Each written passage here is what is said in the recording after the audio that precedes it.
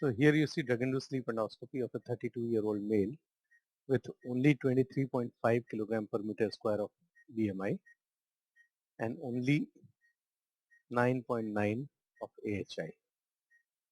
And if you look at the figures, they are mostly apneas. He complains of daytime sleepiness and choking, and his nose has already been operated earlier. He is not a mouth breather, and still he is choking. So we are performing the drug-induced sleep endoscopy with this monitoring. You can see that the nose is very well open. Nasopharynx is clear. A very small bit of adenoids, nothing serious, nothing significant. The salpingopharyngeal folds are grade 0 by A plus classification. And as we see inside,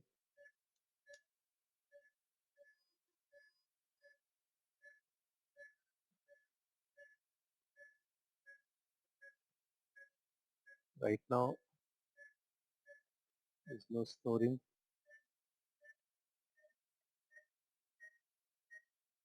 He is breathing quietly. So we'll wait and watch and see what happens, why he gets choking episodes.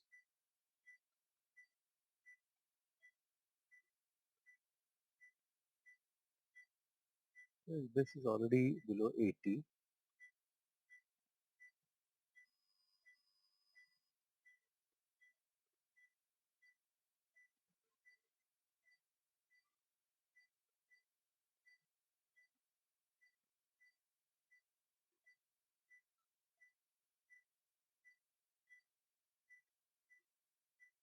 Here he starts snoring. Soft palate collapsing completely, as also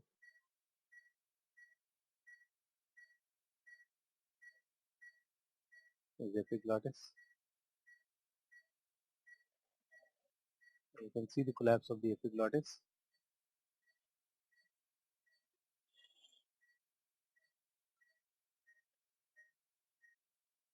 Tongue size is not large.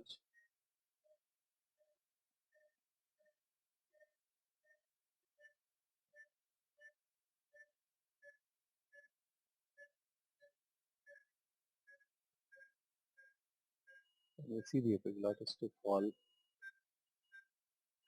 primarily. It's a primary epiglottic collapse. Even when the soft palate is not completely collapsing, the epiglottis is still collapsing. So the epiglottis is not collapsing secondary to either base tongue or the palate. So even if there is an incomplete collapse of the soft palate, still the epiglottis is collapsing, and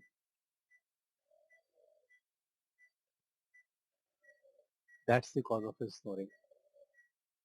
The major cause of his problem is the epiglottis. That's why this patient could not even tolerate CPAP. So definitely he needs uvulopalatopharyngoplasty, the suspension bridge technique, along with glossoepiglottopexy. It does not require midline glossectomy, only glossoepiglottopexy with barbed suspension bridge pharyngoplasty by Edwards technique. Thank you for watching.